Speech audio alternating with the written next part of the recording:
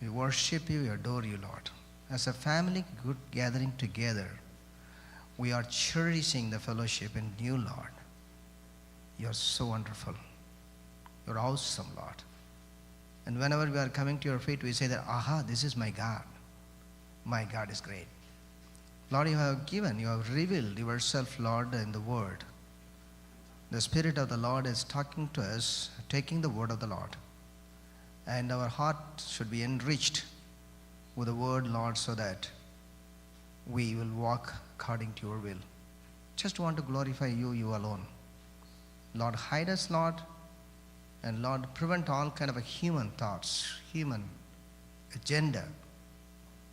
Only one thing we want to know, Lord, you just speak to us. While you are breaking the bread among your disciples, you just revealed yourself. The same prayer, Lord, as you are breaking the bread of life, bread of word, you reveal yourself in Jesus' name. Amen. Last 3 days, 2 days, and then also today and this evening, I've been taking a series of studies from the 1st and 2nd Thessalonians. And the reason that I'm taking it, that what we are seeing here, this is a new apostolic age. If you are seeing around the world, as a George Hunter the third, and he's writing in his book, The Church to the Unchurched Church. Can I have a little nearer, please? Yes. He's telling that Christendom is largely dissolved. Once upon a time, there were Christian countries, but now there are no more. They become secular.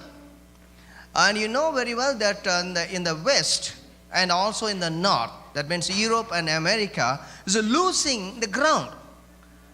53,000 people are going every Sunday out of the church. 80% of the Christian children, when they are forming their own family, they don't follow the faith of their forefathers and fathers. This is the condition. Maybe it's less in India, but India has a different kind of a problem. Most of the problems are imported from here. All the problem we are seeing over there, most of the problems are imported from here. We are in India becoming a very individualistic.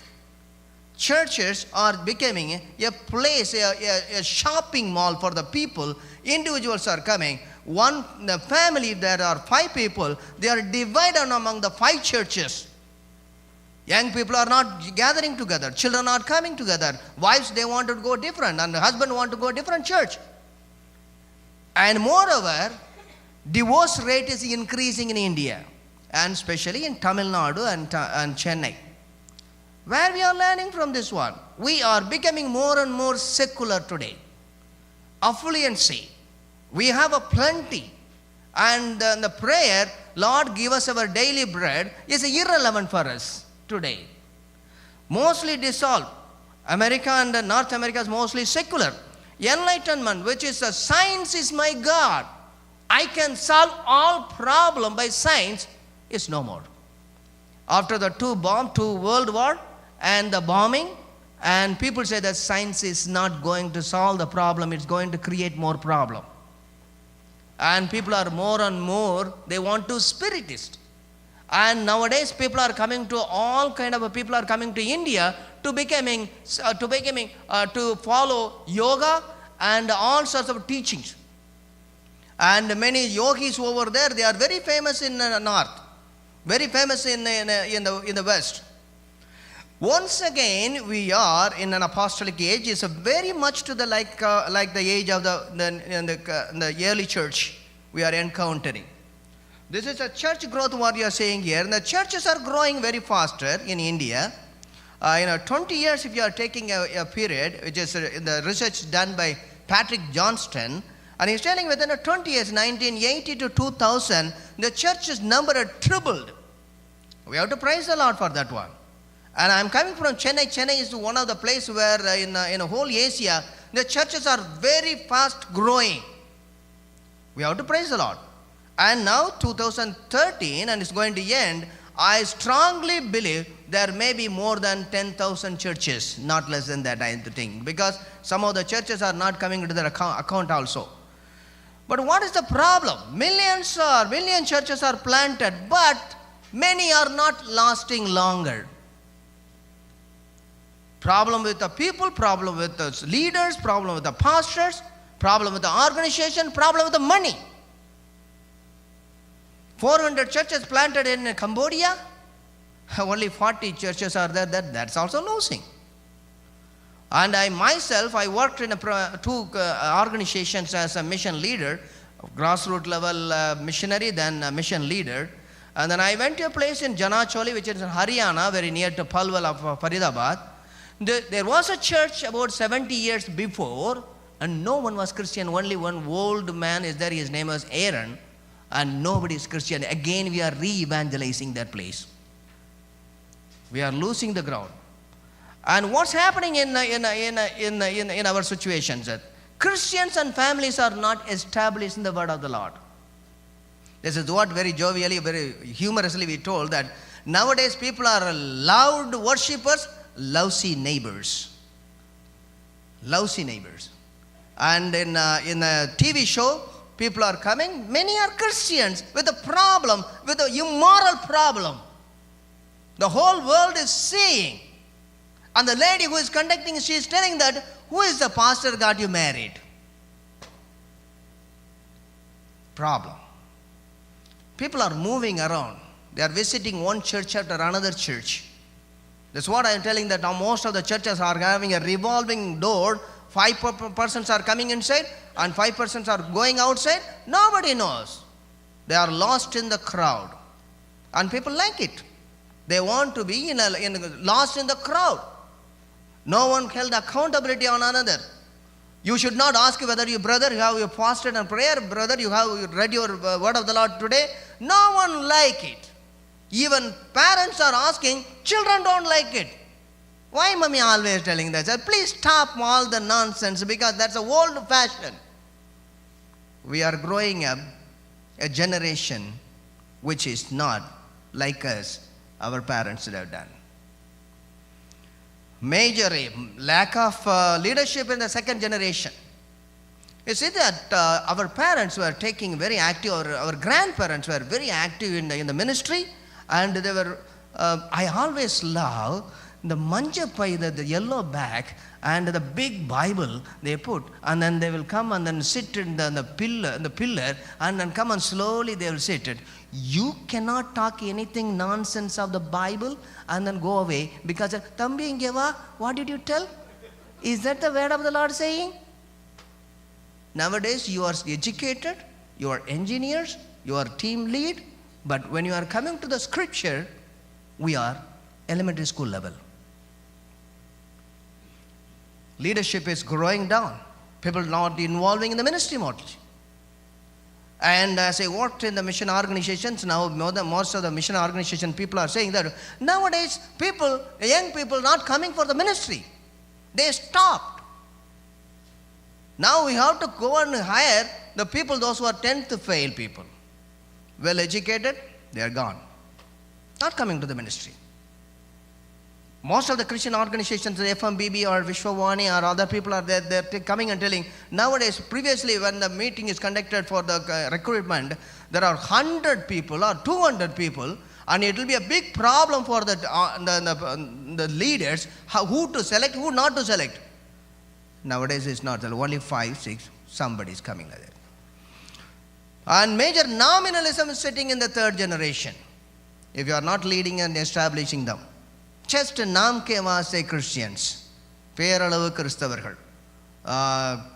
When they are giving a birth, baptism, marriage, and then burial. That's all. Burial you don't willing to go, but people will take you. That's it. That's it. Only for that one we are just saying the church. Or even some people, they are saying the church only for it's kind of a what I am going to get it, utilitarianism. How far church is useful for me? Nominalism, syncretism in the fourth generation, they will mix up with the Hindus and everything mixed together, and all kind of a nonsense will be there. Now the people are saying Christian yoga. I don't understand that one. Christian yoga. All kind of nonsense have come. There are quite a lot of different philosophy. The way of Christ and apostles is different. The way of the world is different. Totally different. You cannot mix the first principle of Christ with the first principle of the world. Totally different. And people now so accommodative. Some of the young people I am talking about that, I am so good with everybody because God loves everyone. Yes, God loves everyone. But you cannot do everything what they are doing. And they will not do everything you are doing. I'm sorry for saying that I may be an old preacher with a white beard. But this is what I have seen. I'm saying, if a person in Christ is a new creature, all the things has gone. You can't have it. Syncretism. And in the fifth generation, there is no more Christian at all. Then again, we have to do re-evangelism over there, plant the church. This is what the problem. But at the same time, in the New Testament, we see churches were growing in number. You get the 3,000, 5,000, multitude, many, large number. The word of the Lord growing. And the churches enjoying the peace. The word of the Lord grow and multiply. Churches were established and grow. And the word of the Lord spread from Jerusalem to Rome within 35 years. Done. From Jerusalem to Rome. It's not just a straight road or a helicopter road or aeroplane road. It's a Roman road. Taken the gospel, all the places and the important cities were evangelized. What Paul is telling in Romans 15:19, from Jerusalem to Illyricum, I have completely preached the gospel. There is no more place for me. So I want to come to Rome and take a time from there. I wanted to go to Spain. Fully covered. They have changed the whole world upside down in the 3rd century. Look at the 1st century, there were here and there. The 2nd century was growing more, and the 3rd century, the Roman Empire becoming a Christian empire. How did they do within 300 years, whereas we are just still 3% or 4% or 5% in India after 1,000 years, 1,900 years. Very interesting. So, Acts of Apostles, 15th chapter. Is it only the numerical growth? No. Paul and other apostles, they have done the ministry, each and every nook and corner of this Roman Empire. At the same time, the churches were stronger. They never established feeble, very weak churches. Churches were stronger. Whatever they did wholeheartedly. 15th chapter. So the churches were strengthened. That's a word we are being very closely, we are monitoring, working on. Strengthened, sterizo, the word. That is what the picturic word we saw. They strengthen the faith. That's understanding the word of the Lord and knowing the word of the Lord in their faith, in their doctrine, in their sound teaching, as well as they grew daily in number. You understand what Luke is telling? Luke is not telling it that a kind of a hyperbole. He is not exaggerating because he is a learned person. He is writing a very clear thesis. A thesis paper he is writing over here. And he is telling every day the church was growing. Qualitative and quantitative both together. People are coming to the Lord, and those who are coming, they are stronger in the Lord. Even though it costs their own life. In the early church, becoming a Christian is not a kind of honor for the person. Becoming a Christian in the New Testament time is taking the cross, following the way Jesus went. Humiliation, persecution, and even to the death. Polycarp, and he is 85 years old, as an old man. And a Roman soldier is coming and telling, you are looking like my father. Why you are going to die? You just tell in my ears, Caesar is the Lord. That's it. And why you are shouting and saying that Jesus is the Lord? Just deny Jesus and you can peacefully die. What did he say? 85 years Jesus was so faithful to me. He has been so faithful. How am I going to be unfaithful for the rest of my 15 years? I am gladly going to die. And the people are writing, the historians are writing, when they are putting the fire, slow fire, it's not a heavy fire, slowly he wanted to burn alive. when the fire was put and he was singing the hymnals, and his face was just like an angel. That's a life. That's a quality. We see that what Paul did very clearly was doing in Acts of Apostles 13 chapter 1 to 14 chapter 28 and mainly 14 chapter 20, 21, 23. He evangelized a strategic cities. Paul didn't go to the villages. And it's not because there is a Bisleri water not available over there. It's not the reason for that. Because he was pointing, he was doing the strategic work. This is the way that the resurrected Jesus has given the plan. He went to the strategic cities and he didn't open the hospital or school. He evangelized. He preached the gospel. He put the gospel over there rather than anything else. Paul was not a foolish person. Some people today, they say he didn't know all the things. He knew very well because he knew the heart of Jesus Christ. And then he stayed over there for longer times, and he was teaching and establishing so that when he left the place, the church should not fall down. Church was there. Then he trained some people over there and handed over the churches to there, and he went to another place. Cyclically, he been doing in all the places same thing. This is the plan of God. This is what we call it the way of Christ and his apostles. And Paul, once he established and then given, he didn't just cut off his relationship. Rather, he was praying for the churches. Interestingly, how many have noticed, I don't know, in the book of Romans, in the letter to the Romans, was written to the Romans, the churches, not a church, churches. And even before, Paul went over there. Paul didn't go even before he was writing. He was planning to go over there. Take the 16th chapter and see how many people names are there, and he is mentioning each and every one with who are they, what kind of the relationship he has. He is mentioning the people and saying, I am praying for all of you. It's a kind of a role of honor. How did he know that one? He was praying for each and every church. He was kneeling down and praying everywhere. And almost all the books, all the letters he is writing to churches, he said, I am praying, I'm praising the Lord, I am praying. Sincerely. Then he revisited the same places. Acts of Apostles 14:21, he again came back the same places. 15:41, he went back again. The Syria, Cilicia, Phrygia, all the area he went back again. And 18th chapter 23, again he is going the same area. He is establishing. You see the same word is used. He strengthened the churches. He established the churches.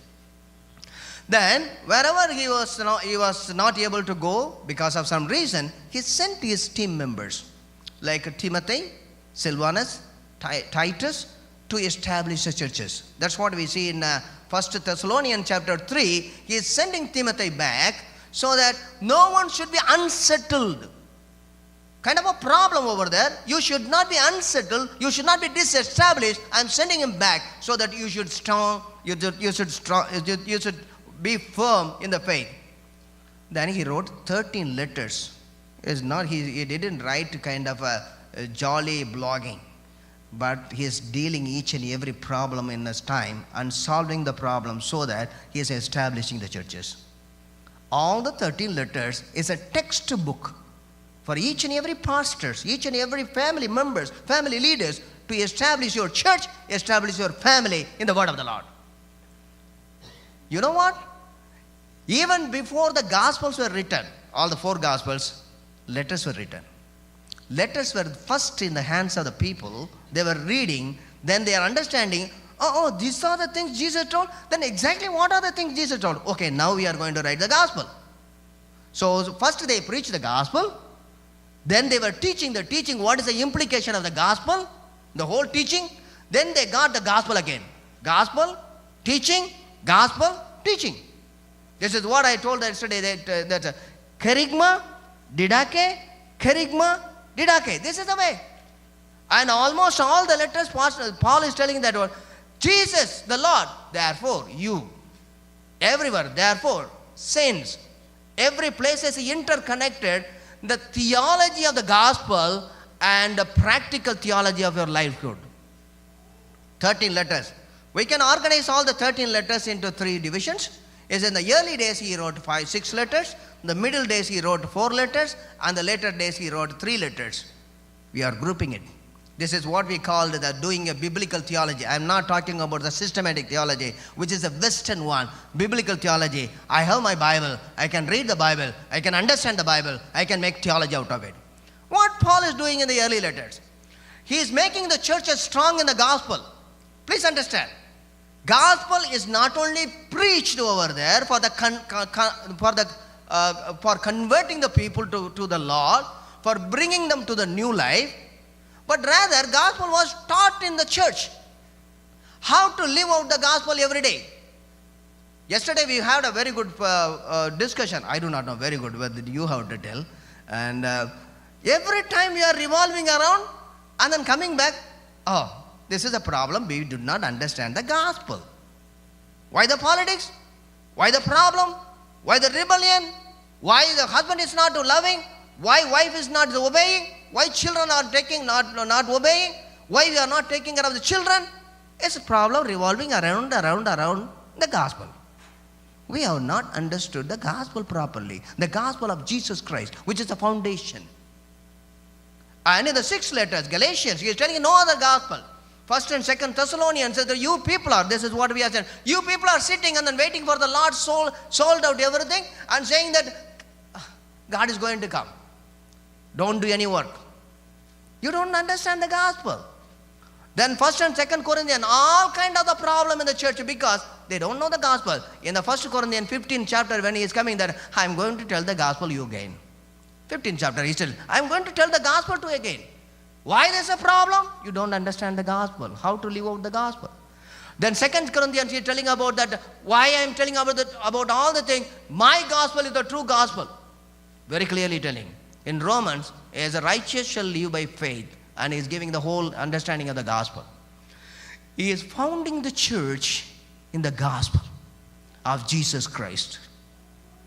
And Galatians was the first one. It was written in 49, AD 49. And the second latest one, the 1st and 2nd Thessalonians, which was written in the middle of 51. And in the summer of 51, the early summer and the late summer. And 1st and 2nd Corinthians was little later, and Romans was written in the 57 from Ephesus. In the middle letters, when Paul was in the prison from 60 to 62, and he was house arrested, which what we are reading in the Acts of Apostles 28 chapter, he wrote 4 letters. Those 4 letters are called prison epistles, and he is writing the churches so that the churches should be united together. If the church is not united and it's lost its salt, the DNA of the church is the mission vision. If the church is not witnessing community and it has lost its saltness and it lost its life, it's lost its the DNA. Ephesians, Colossians, Philemon, and Philippians, this is the order is written. It is not according to the canonical order, but the chronological order and setting up. He is strengthening the churches united together for the mission and vision. The later days, he is writing 3 letters, 1 Timothy, Titus, and 2 Timothy. He is talking about the church as a family. You should be organized as a family. You should be structured as a family, not as assorted members. My heart pains, my brothers and sisters, when you are gathering as an assorted member, individuals, not gathering as a family. Only Sunday, 8 o'clock to 12 o'clock. My church is over. I don't call it a church. It's a bazaar. Weekly bazaar. நம்ம தமிழ்நாட்டில் சந்தை இருக்கும். திங்கள் சந்தை, செவ்வாய் சந்தை. Once the sandy day is over, no one will be saying, காக்காவும் நாயும் தான் இருக்கும். காக்கா குக்கா అక్కడ ఉన్నది. That's it. Nobody will be there. No one care about anything. The next Sunday when you are coming, and so died. So died. He was sitting next to me? Yeah. He was sitting next to you. You do not know about all the things happen in the week. He's talking about how the church should be formed. Writing it. Who are the leaders? What kind of the leaders needed? And what kind of the elders and then the family should be organized. He is talking about the church and the leadership, making the church stronger in the leadership. What I'm talking, the big picture is that Paul's strategy of establishing the local church community at Thessalonica in the gospel plays an important role model that any local church in the world, that local church in any culture, any point of time, in any geographical position should be established, that they should live out their gospel faith in their formative days.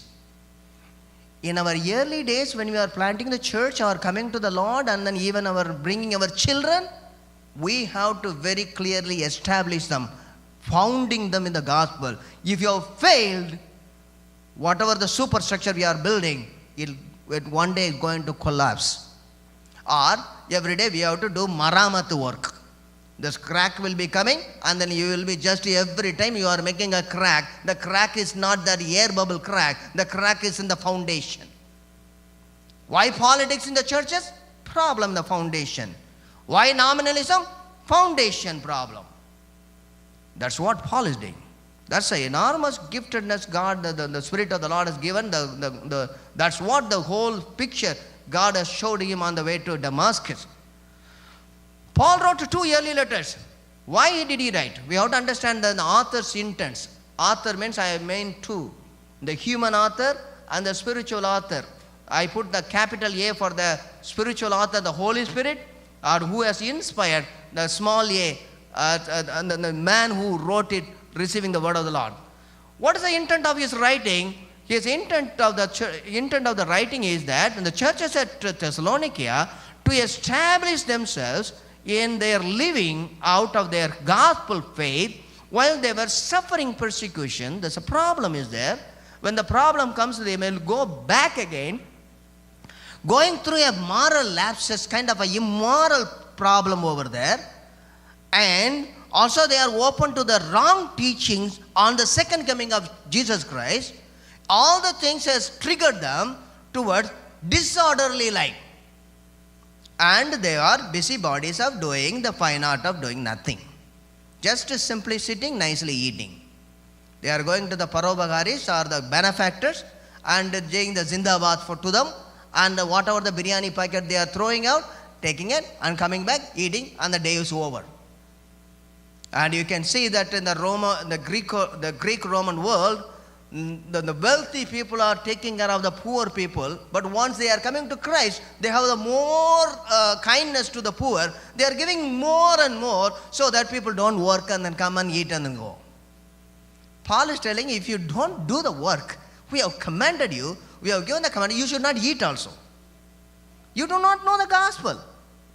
And Paul's concern is that the churches should be very clearly established and then giving the instruction, commandments, tradition, a set of teaching, very clearly taught. This is what my heart pain. Churches are not established in the way, and it's never going to grow. You see the history, establishing history. Paul came over there in November 50, and he was there till January 51 for 3 months. During the 3 short months, that was Pastor yesterday, during the 3 short months, how did he do the ministry at all? And Paul founded the church in the gospel, and initial teaching he has given. Acts of Apostles 17 chapter 1 to 9, and also in almost all the places we can see in the 1st and 2nd Thessalonians. Then Timothy was sent back. He was there about 6 months, January to May 51. And Timothy and Silas were doing the follow-up ministry. We can see in Acts of Apostles 17, 14 and 15 and 18, 5 only he is coming back to join with him in Corinth. And also Thessalonians 3rd chapter 1 to 6 is telling, hereafter we cannot just delay. இனி பொறுத்திருக்க கூடாமல், இனி நாங்கள் அமர்ந்திருக்க கூடாமல். அவர் என்ன சொல்றார்? Just I want to send them back. Because, kindly take with me to 1 Thessalonians 3rd chapter, 1 Thessalonians 3rd chapter, 3rd verse, 1st verse. ஆகையால் நாங்கள் இனி பொறுத்திருக்க கூடாமல். We don't want to just tarry for no longer, because if the church is spoiling, the church is not established, I cannot sleep. I can't sleep. Then again in the 5th verse he is telling, இனி நான் பொறுத்திருக்க கூடாமல். I don't want to just sit and relax myself. You understand, brothers? pastoral ministry, church planting ministry is not an easy job. It's not an easy job. It's a everyday pain. Paul is just comparing is a pain of giving birth to the child. கிறிஸ்து உங்களிடத்தில் உருவாகும் அளவு நான் கற்ப வேதனைப்படுகிறேன். This what is until the Christ is formed in you, I am having the birth pain. Birth pain is more than any pain a person can bear it. It's more than that. It's a very, very severe thing. And he was teaching. Then when Timothy came back, he wrote in the early summer 51, the first Thessalonians, and immediately after 2 or 3 months, he wrote the second Thessalonians. Why did he do? He was establishing the church in this way. What did he do? He did 3 things over there. First, he founded the church and said that they understood the gospel and they were living. Their conversion is so right. They would turn out from the idol to serve the living and then true God. And they are preaching the gospel outside, everywhere known. So he is founding the church in the gospel. Second, he was there for 3 months and then he is shaping the church. He is giving a formation to the church. He is assembling the church in the word of the Lord and giving the tradition over there. The concept of tradition or commandments or set of disciplines to them. Then, again he is writing the letters, he is challenging the old tradition. People come back again and they come back to the old tradition. They are mixing, they try to mixing. He said, you cannot do it. Challenging it. You have to stop this one. He is stabilizing. Starting, shaping, stabilizing. The 3 things we can see in the Thessalonian letters, 2 letters, very clearly is doing. First day I was talking about the founding. The second day I was talking about the shaping. And the shaping I was talking about the message of shaping. What did he do that one? See, look at that. This is the way the church was growing. From Jerusalem, then to Antioch, the second place, then Corinth, Rome. The churches are growing in that time, and Paul was able to say, can you see this place at the Illyricum? I had the opportunity of meeting the believers from Illyricum recently. It's really great to meeting them. And this is the place that Paul came over there. And Paul preached from Jerusalem to Illyricum, and the churches are planted all the places. And this is the way he is establishing. This is what the establishing means. He did the work. Establishing is just giving one more supporting wall so that the wall will not fall down. They can even structure more and more higher. Once he planted the church, again he came back, giving the support over there. Established. This is the word, exactly the pictorial word. What Paul taught. Paul was teaching not only just preaching the kerygma, that's a word of the Lord, or the gospel. He was teaching. And he was teaching about their conversion, teaching about their faith, teaching about their love, teaching about their hope, teaching about their second coming, teaching about that. He was teaching about that witnessing to other provinces, and teaching about how to be joyful in the persecution. This is what we are wondering. Nowadays, new Christians are coming. People are saying, don't talk about any kind of a persecution problem. Don't make them babies. Give them solid food. Jesus didn't shy of saying that one. If anyone wants to follow me, take the cross and follow me. Not to take your laptop and follow me. God didn't say that one. He told, take your cross and follow me. There is a cost of following Jesus Christ. Very clearly. At the end, really the glory. If you are bringing the cross, the crown is waiting for you.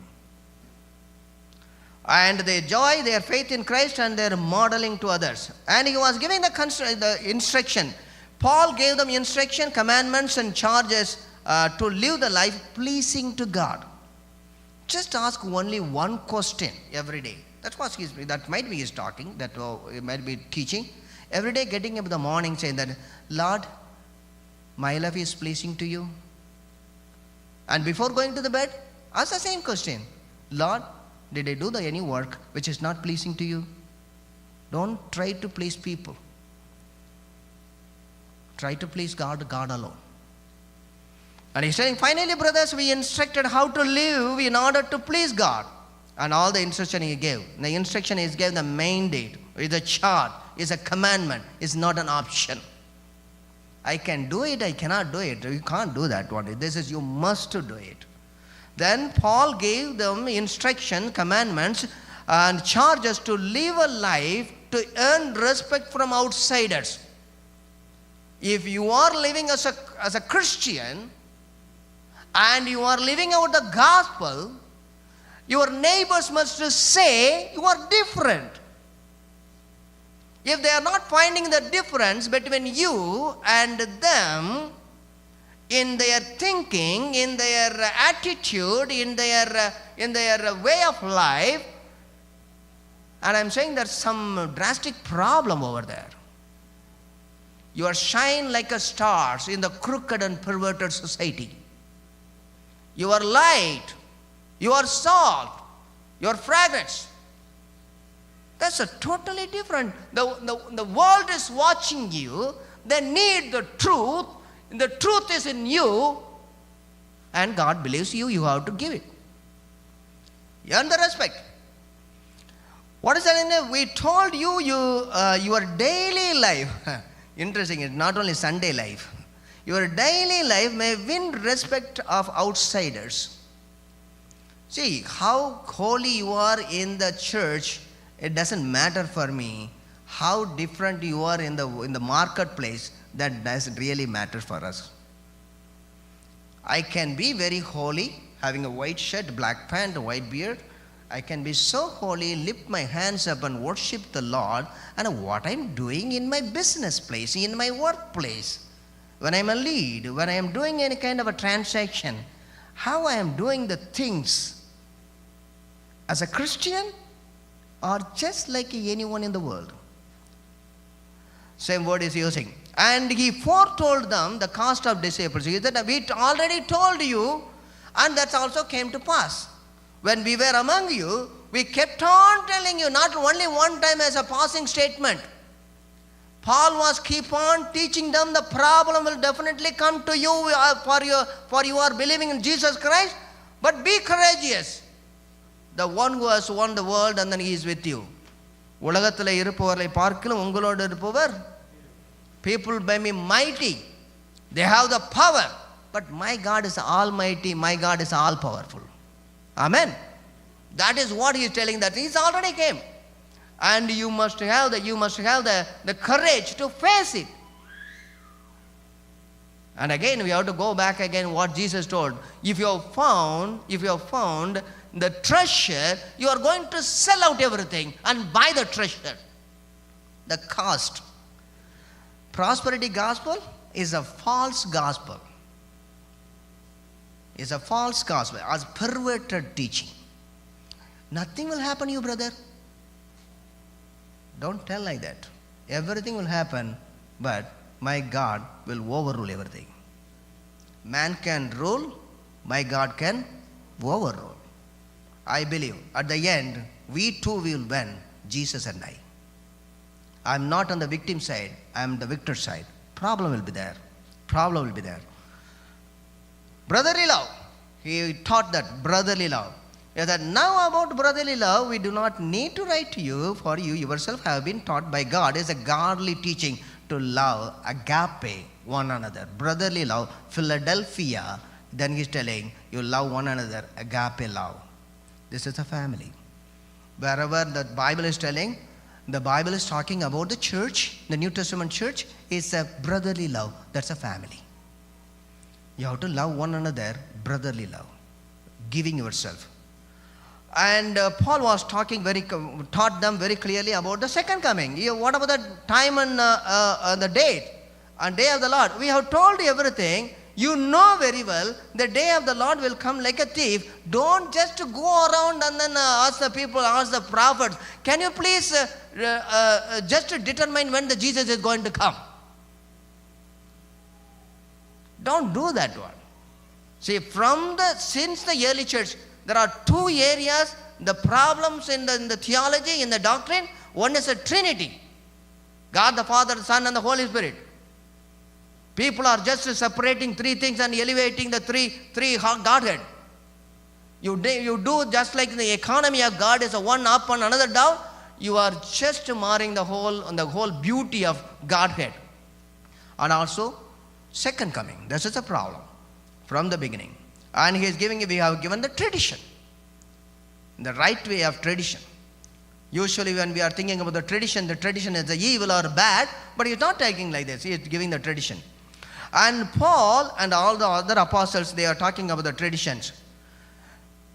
In shaping the community, not only his message matter, but his mannerism matter, his attitude matter.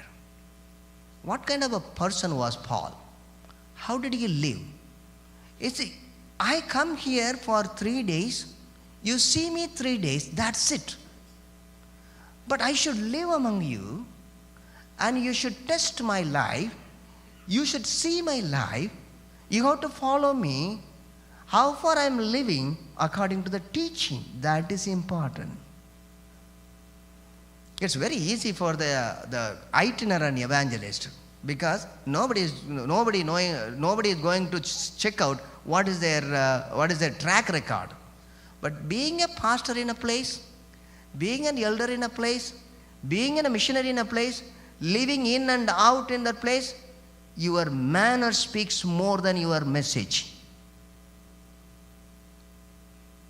This is what Paul did. What was Paul doing? That he is very clearly telling, 1 Timothy, 1st chapter, 4th verse and 4th and 5th verse, says that, for you know, yesterday I told that you please, when you are reading that 1st and 2nd Thessalonian, that where are the places Paul is writing, you know, clear. Pastoral life, missionary life is a open book, brothers and sisters. I cannot just put a board in my home saying that on 5 to 6 visiting hour and 2 to 4 sleeping hour. 24 hours. You know very well, you know, beloved brothers, beloved by God, that He has chosen you because our gospel came to you not simply with the words. I didn't come in the TV, but also with the power, with the Holy Spirit and deep conviction. How it happened? He said, you know how we live among you for your sake. My life speaks louder than my words.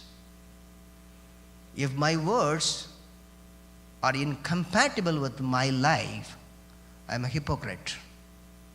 I just actor over here, coming and then putting a kind of an action. Paul lived the gospel. Again, I was telling that one, wherever Paul is writing, I preach the gospel, the Greek word evangelizomai, the Greek word should be better translated, I lived the gospel, not just to preach the gospel. Since there is no very close translation, the translation is I preach the gospel, but the clear translation is that I live out the gospel, not by word, by my living. What did he do? His attitude of thanksgiving. You see in the book, many places he started giving thanks to the Lord for the church. Even though some problems over the church. Church is the God's plan, and church is purchased by the blood of Jesus Christ. He has handed over to the elders and the pastors over there, and he has he loved the church, and he has given himself to the church, and he said that for the church I am giving thanks to the Lord. Paul not only preached the gospel, but he lived out the gospel. His life speaks louder than that one. And what Paul taught to the Thessalonian community, his message is evident of his letters. Paul lived among the Thessalonian community. Does matter here. And he said, be imitators of me, for I am imitating God. Not only the message, but the manner of the messenger is crucial in the process of establishing. Giving the thanks is that we always thank the Lord for all of you. I like Paul very much because he loves Jesus Christ, and who I am also loving. And whenever Paul is talking, we call it a francophono.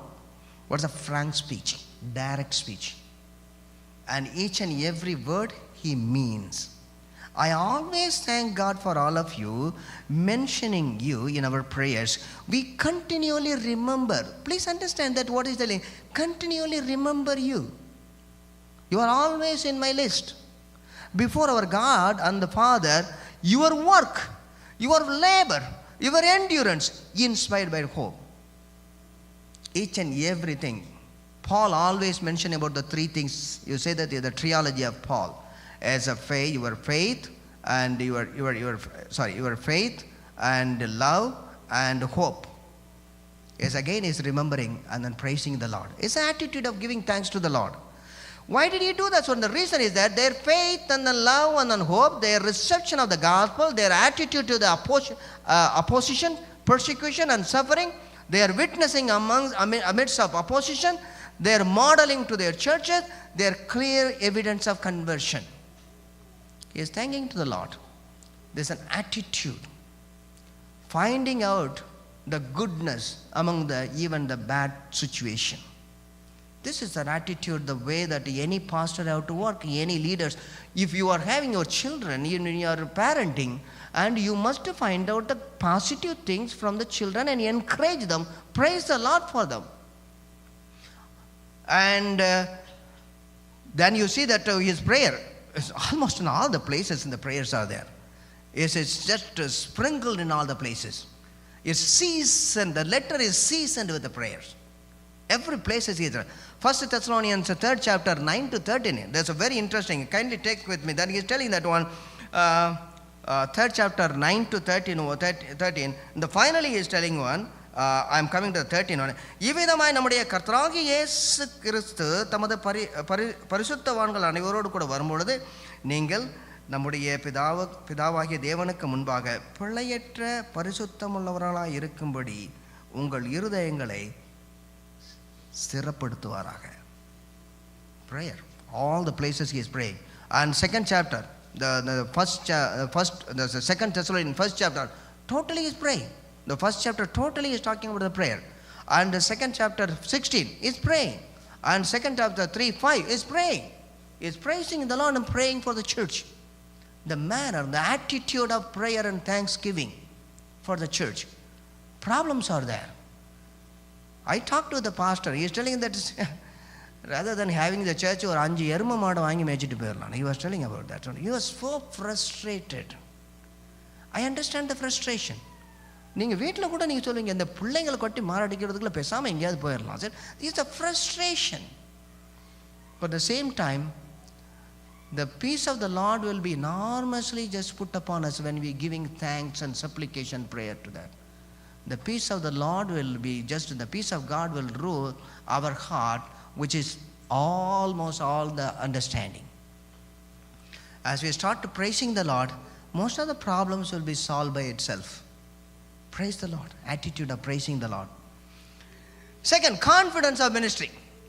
Paul is not fighting the losing fight. You know, brothers, again, you know, brothers, that our visit to you was not a failure. We are not doing just a namke was a ministry, brothers and sisters. We are coming with the confidence that the gospel of Jesus Christ is the power, can change anyone.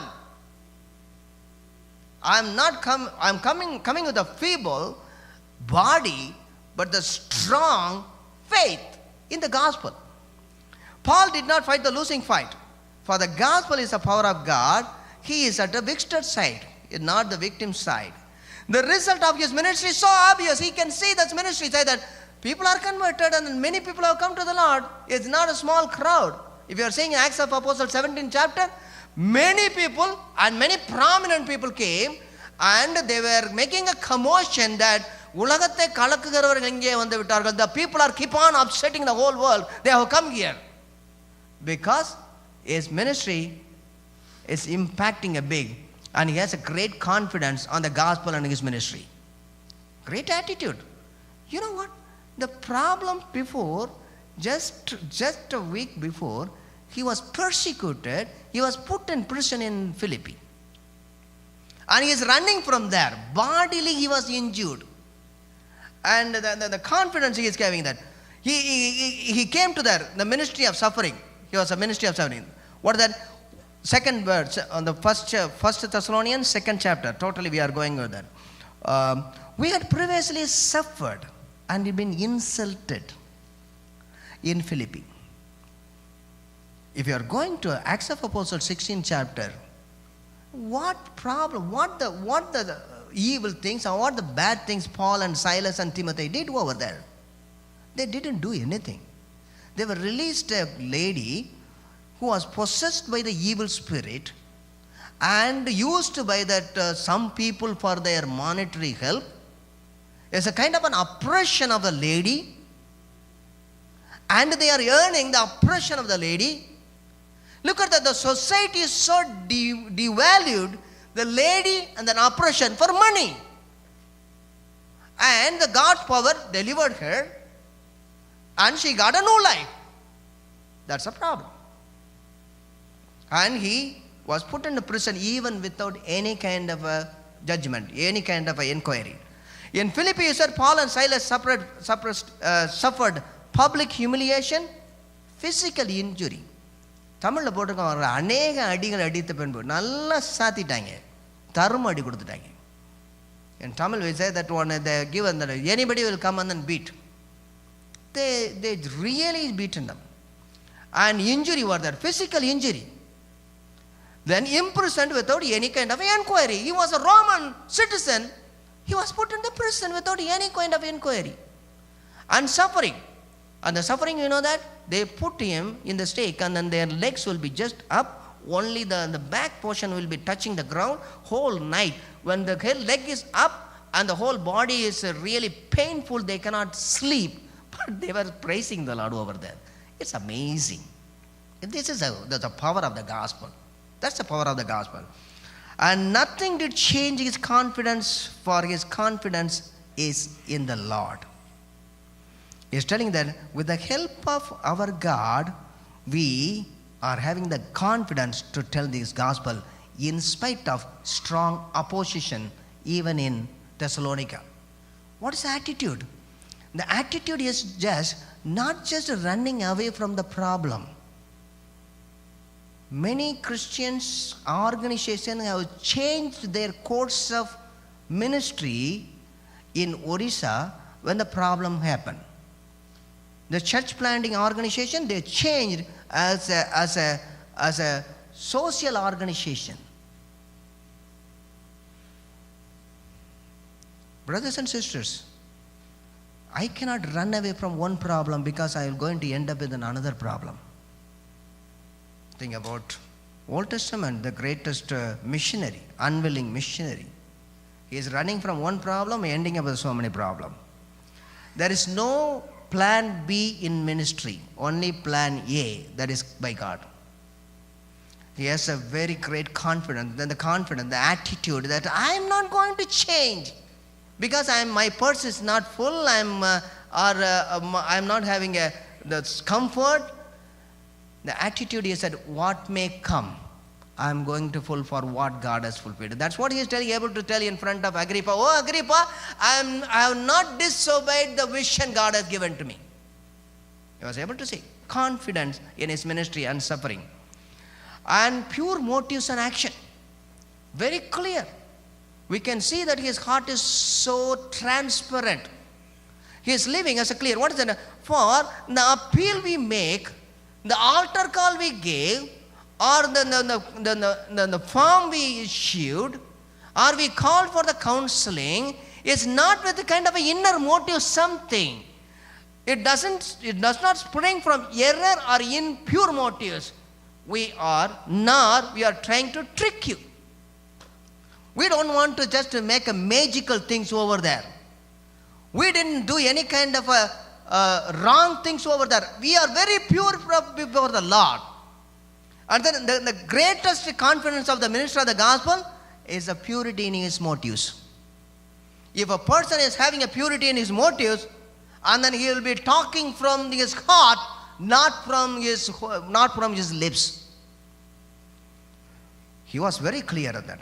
No error or impure motives, gratifying the self-interest, hiding what I want to do but rather telling that what you have to do for me. I'm not trying to trick the church paying some dirty politics. Dirty politics. Pure motives.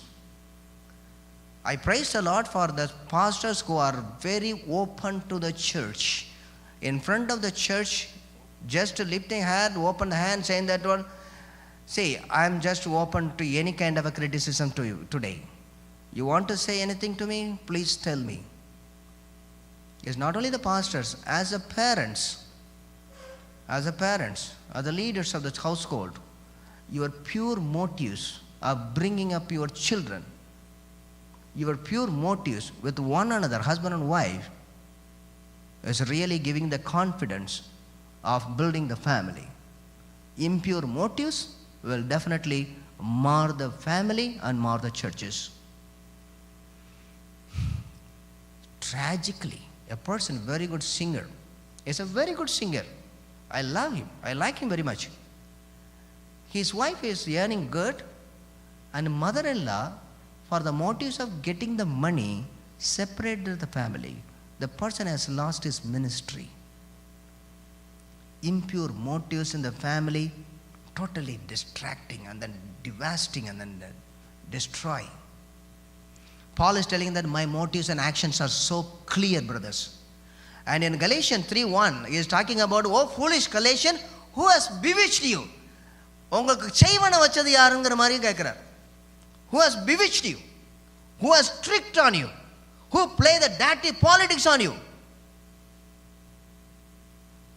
If you want to spoil the family, if you want to spoil the church, play the dirty politics. And your family, your church will be spoiled. Play the dirty politics. What is the caste politics? Play the area politics. Play it. இவங்கள நம்ம ஆளுங்க கிடையாது. Play that one. You can divide the church easily. நீங்க அந்த சர்ச்சுக்கு போறீங்க. Why you are going to the church? நம்ம ஊர் ஆளுங்களா நம்ம ஊர் சர்ச்சுக்கு வரணும். Play the politics. I'm sorry to say that one. But impure motives in any person over here, elders, leaders, pastors, or parents, definitely it's not going to talk anything. Your children will never believe you, I'm telling you. You are going to lose your children. We are playing impure politics. Galatians. Attitudes towards the stewardship to God. It's saying that, hey boys, you know that I'm standing before you, I'm pure, but at the same time, I'm standing before the presence of the Lord. The fear of the Lord. The fear of the Lord. He is telling that in the 4th verse. On contrary, we speak as men approved by God to be entrusted with the gospel. The gospel is a power. Christ died on the cross, resurrected on the 3rd day, and then he is going to come back in the name of Jesus Christ, whoever believes, and they will have the forgiveness of sin. It's given in my hand, not because of my quality, not because of my purity, not because of my ability. Simply, God believes me. That's it. I'm standing in front of my God who believes me. Who believes me. And my stewardship, I have to give account to the Lord. What I'm speaking, what I'm doing, how I'm behaving, how I'm dealing with the things. Ultimately, I have to stand before the Lord. That's the greatest motivation and the greatest warning. God searches all the things, the innermost beings, innermost thinking, and it's a warning. Stewardship and accountability to God and God alone, who is the master and the final judge. He is going to judge in the end. I am going to give account according to the ministry way that I have done, the way I did everything. The confidence of the apostolic calling is on the road of Damascus he received. And he was so faithful. Attitude of stewardship. Not a men pleaser. This is again the biggest problem. We, 2nd chapter, 4th big backside says that we are not trying to please men, but God who tests our hearts. In Galatians 1:10, he is telling that now who am I pleasing? Still I am pleasing the men. if I'm still pleasing the men, why I have to suffer? Men pleaser will not suffer. You know that? If you are saying in the ministry, pastor knows very well, he has a great experience. If you are saying in the ministry that I don't have any problem, if you say, I think that you are muska somebody. You are just pleasing the people so that they are not doing any kind of a problem.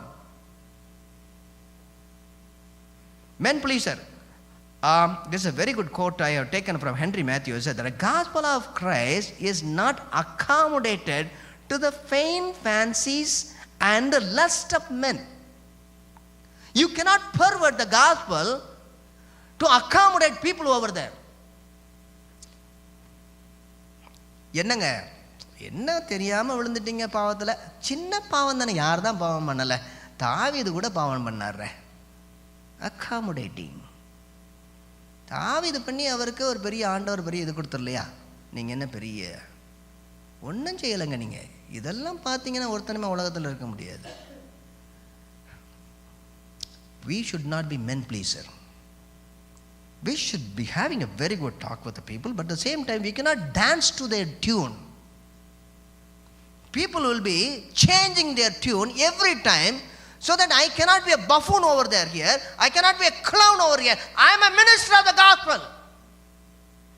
I have all the authority in the presence of the Lord, in the name of the Jesus, in the name of the Lord. I have to declare the truth as a truth, as yes as a yes, no as a no. Whatever comes beyond this is a sin. That's over. If you don't like me, you just come and slap on my face. But this is what the gospel is all about. I cannot just dance to anybody's tune. But on contrary, it was designed for mortifying of their corrupt affections and delivering them from the power of fancy, that they must be brought under the power of faith. நான் சும்மா மஸ்கா அடிச்சேன்னா என்னைக்கு அவங்க ஆண்டவரை ஏற்றுக்கொண்டு என்னைக்கு ஆண்டவருடைய பக்கம் வரப்போகிறாங்க? If I'm going to butter the people or soap the people and just patting them, no problem, no problem, no problem. I'm just instigating or triggering or just encouraging him doing more and more sin. At the end, he will end up, one day he will blame me. You fellow, you should have talked the word of the Lord. You didn't do that when I'm here. He is not a man pleaser. His attitude is a very, very humble, but not person. And his attitude towards his money. I like Paul so much, in a sense. This person was collecting enormous money in Macedonia and other places. In the Corinthian letters he is writing. He is writing in that, இந்த தர்ம காரியத்திலே மிகுதியாய் சேர்க்கும் பணத்தை குறித்து யாரும் எங்களை குற்றம் சுமத்தாதபடிக்கு நாங்கள் மனுஷர் முன்பதாக மாத்திரமல்ல, நாங்கள் ஆண்டவருக்கு முன்பதாக மாத்திரமல்ல, தேவனுக்கு முன்பதாக மாத்திரமல்ல, மனுஷருக்கு முன்பதாகவும் யோக்கியமானவைகளை செய்ய நாடுகிறோம். What he was telling? He was telling that I have a quite lot of money. That's the big money they are giving. They are believing. What he is telling, I don't want to handle the money. You know, when the money was taken, he is not taking the money back. He brought the many representatives from all the churches. They are bringing the money. He is just walking, just minimum luggage. What is that? Less luggage, more comfort. He is walking over there. Less luggage, more comfort. He was so trustworthy. He is telling, some people say that I am pure before the Lord. That's fine. But what about your account? Give your account. I am pure before the people also. Is that again, you know, I don't want to tell it, but again, you know, we never used flattery, nor did we put a mask to cover up greed. God is our witness. ஆண்டவருக்கு தெரியும். நான் உங்கள்கிட்ட பேசும்போது எதுக்காக பேசினேன், என்ன நோக்கத்துக்காக பேசினேன், உங்களை அப்படியே புகழ்ந்தேனா, உங்களை அப்படியே நல்லா தூக்கி மேலே கொண்டு வச்சு ஐயா உங்களை போல ஆள் இல்லைன்னு சொன்னேன்னா, I didn't do any kind of a flattery. This is the biggest problem. money makes many things. It's not only in the ministry, even in the family. Even in the family. I'm talking the two things together. Even in the family. You just flatter the people what they don't deserve for a greed. Cover up your mask and saying that I'm a holy person. I don't want to go more. Why do people flatter buttering others? It is their greed. It is their greed. It is their mask to cover up. God is our witness. God's all-knowing attribute is warning and motivation to live a life of worthy of the transparency. God, search my heart. நம்ம சொல்ல முடியுமா? என்னாலும் சொல்ல முடியுமா? Just I'm wondering that God is my witness. I didn't do any kind of a platter or butter to get money, or we call it a மணியை கறந்துடுறான்னு சொல்லுவாங்க. Just milking the money from the people. In Acts of Apostles, we saw that in the apostles' feet, they brought all their property. They just kept on the feet. A pastor very nicely told, Pastor, they didn't put the money in the treasure or in the cupboard. They put the money on the feet. So apostles are above the money. They are not just holding the money above them. They are just keeping the money down of them. Money is a good servant, bad master. Money is a good servant. His attitude towards money is very clear. We can see that. Then again, attitude toward name and fame. This is another biggest problem. See, any one of the problems will come. So this is the problem. We are not looking for praise from men, not from you and anyone else. எனக்கு cut out வைக்காதீங்கப்பா. That's what he's telling.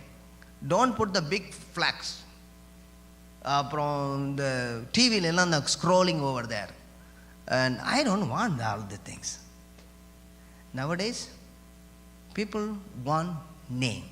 Somewhere else name should come. And people want to just to post themselves and looking somebody out to praise. Whenever some people are talking about me, I always say, if my mother is there, she will be happy to listen. And I thank the people for recognizing, but at the same time, all glory goes to God. God is the one should be glorified. Who am I? Today I am standing, tomorrow I heart attack, I am gone. I will be no more. In 1997, I was suffered with cerebral malaria. I was on the bed and even losing my conscience. God talked to me, you are nothing. I told, yes Lord, I am nothing. Who am I? What flatter, what name, what poster? People are putting their name in the poster, and the next day we see that the children are throwing the cow dung on it. Name and fame. I should be happy, not my name is written on the poster, it's written in the book of life. Hallelujah. What are photographs? The people asked in a convention, I don't go for the convention, there's a youth meeting, so I liked. Then they please send a very good photographs with your coat and tie. I said, tie? I will never ever do that. So only when I'm coming to America, that for the cold I'm just putting the coat. Today also I put the coat in another suitcase. I really was shivering over there. So I asked, why you have to do it? See, what is the work of the minister of the gospel? Is the voice in the desert. The voice doesn't have any form. What John the Baptist, he told, I am the voice in the desert. I should not be seen, I should be heard, that's it. And who should be seen? The Christ.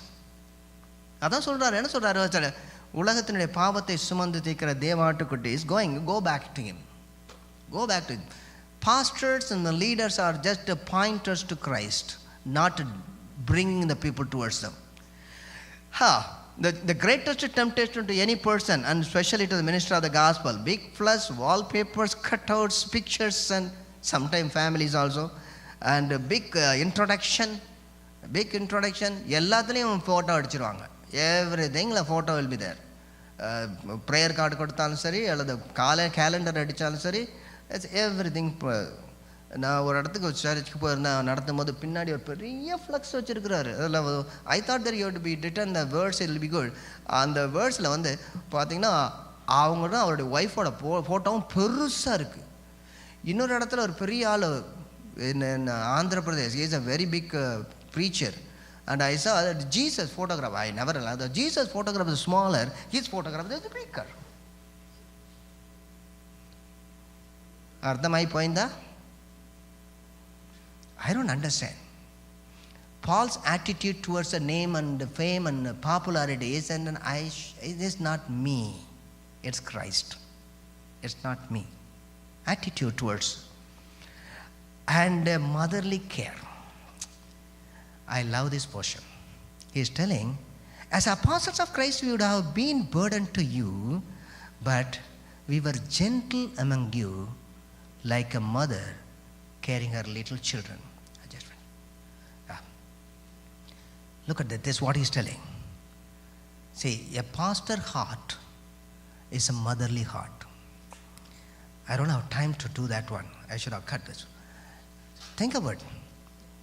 Even though I don't have that kind of an experience, I have seen my wife has taken care of my son when he was small in the mission field. The boy, he always liked me in the evening time because I took him out when evening 6 o'clock, and I cannot take him anywhere else, he will be crying. I have to bring back to home. And when he started crying, my wife took the boy and just put on his in her chest and pacify him for some time. The crying baby stops. I just wonder that how the children are just leaning on the chest of a mother and just forget the whole world. Any problem, they forget. You know what? When the child is born, the child is crying. And they're taking the child, they're giving to the mother, and the mother is putting on her chest. The only music the child heard when the child was in the womb, the heartbeat of mother. After born, the child expects that heartbeat, and mother is putting on the heart and near the chest and listens. Oh, my mother is there. This is a ministry. This is a pastoral ministry. If you are having any problem, we don't treat you as a source of my income, but we are treating you as a glory of our ministry. Just putting you on our heart. My heartbeat is always saying, Christ is my Lord. Christ is my Lord. You listen that, and you are just great. I took the care of you. He's telling that just like a nursing mother taking care of the baby, I took care of you. Manners matters. Again, he is finishing that one, saying that one, and surely remembers what I did, and then finishing that, the last one, fatherly role, is not only just patting all the time, sometimes beating also. There's a fatherly role of the church members. Father, what is that? For you know, again he is telling, that we dealt with each and every one of you. Now, what to mottadukku summa telichu vidala. Pastoral ministry is the personal ministry, the family ministry. What is each and every one of you, as a father deals with his own children, encouraging, comforting, and urging you to live a life worthy of God who calls you into his kingdom and glory. 3 things he is doing. What is doing? He is encouraging you, that is exhorting you. Tamil நீங்க வாசிச்சீங்கன்னா ரொம்ப அழகா இருக்கும். தயவுசெய்து please come to the Tamil Bible in the 1 Thessalonians 3rd chapter and saying 11th verse ஆனு. மேலும் தம்முடைய ராஜ்யத்திற்கும் மகிமைக்கும் உங்களை அழைத்த தேவனுக்கு நீங்கள் பாத்திரராய் நடக்க. What is the purpose? You should live a life worthy of the gospel and for the glory, not just here, not for the earthly blessings, the glory of the Lord, which is incomparable with all the things you are having over here. தேவன் நமக்கு சித்தம் பண்ணினவன் நம்முடைய கண்கள் காணவும் இல்லை, நம்முடைய இருதயத்தில் அது வரவும் இல்லை. அவ்வளோ பெருசாக வச்சிருக்கிறார். என்ன சொல்கிறார்? அதற்கு நடக்கும்படி என்ன சொல்கிறாராம்? தகப்பன் தன் பிள்ளைகளுக்கு சொல்லுகிறது போல நாங்கள் உங்களில் ஒவ்வொருவனுக்கும் ஈச் அண்ட் எவ்ரி பர்சன் புத்தியையும் தேறுதலும் எச்சரிப்பும் சொன்னதை அறிந்திருக்கிறீர்கள். என்ன சொல்றார்? முதல்ல புத்தி சொன்ன அப்பா பிள்ளைகளுக்கு புத்தி சொல்றாங்க. He is teaching, instructing, giving the commandments how to behave in the family. சும்மா நீங்க வீட்டில் வந்து சாக்ஸை கழட்டி எங்கேயும் போட்டு போயிட முடியாது. Everything should be in the place. Instructing. Instruct பண்ணும்பொழுது some children becoming very feeble, immediately discouraged. அந்த டிஸ்கரேஜ் ஆன சில்ட்ரன்களுக்கு என்ன சொல்றாரு? அவர் சொல்றாரு, நாங்கள் தேறுதல் செய்தோம். ஆவிக்குரிய பிரகாரமாக அவர்கள் நிச்சயமாக வருத்தப்படும் போது when they are feeling sorry for their work, then we are encouraging them. They should not have the sorry, the more the misery upon the misery, and encouraging them, building up. Then some children will, I will not do. Then எச்சரிப்பு. That's what pastoral ministry, fatherly ministry. We give advice, they follow, and then they are feeling sorry, then we give encouragement. If they are rebellious, warning. So your leaders have all the authority to give you advice and all the comfort. At the same time, they have the authority to give you warning. Now சொல்லிட்டு வந்தோம். This is what? This is the way that we are done. Finally, he is appreciating the church. He is telling that one, for what is hope, our joy, our corrections, which crown, which is in glory you. That's, he is telling that you are my crown. He is appreciating. And for now we really live since you are standing firm in the Lord. மூன்றாவது அதிகாரம் அதனுடைய 8வது வசனம், நீங்கள் கர்த்தருக்குள் நிலைத்திருந்தால் நாங்கள் பிழைத்திருப்போம். நீங்க ஆண்டவருக்குள்ள இருந்தீங்கன்னா, இந்த சபை ஆண்டவருக்குள்ள இருந்துச்சுன்னா ஊழியக்காரங்க உயிரோடு இருப்பாங்க. உங்க பிள்ளைங்க ஆண்டவருக்குள்ள இருந்துச்சுன்னா நீங்க நிச்சயமா இந்த உலகத்துல தலை நிமிர்ந்து நடப்பீங்க. நீங்க கர்த்தருக்குள்ள நிலைத்திரு. Since you are strong in the Lord, we are still living in the world. We are still living in the world. What we earn in this world? The souls, the people, those people. Questions to ponder. Okay, I'm just finishing it. I say, why do you think Paul openly talked from his heart? What is the purpose of talking? Is it okay? Nowadays people are saying that we should not tell all our problem to the congregation. How long you are going to hide? People will just dig out it. And some pastors or some people are having a sickness, they don't tell to the congregation. But Paul is openly talking. Is it anything to do with the shaping the community in the gospel? Why is telling his mannerism? Why is telling his way of life? Why is speaking very frankly? Why did he do that one? How does the role of Paul as a mother and the father shape the community? Playing both sides. What are some of the crucial traits of parents, elders, pastors, and ministers of the gospel which may build or destroy the life of believers who follow them? What are things? What are the things that you are just following, that building your children or just confusing your children? What are some of the qualities? What are some of your characteristics? What are some of your attitude? What are some of your nature? What are the areas that we should pray for ourselves as parents and for the pastors in the church and the minister of the gospel? What are the areas we should pray for them? And what are the areas we have to pray for ourselves, that where we can say in our family that imitate me as I follow Jesus Christ? May the Lord give us a grace.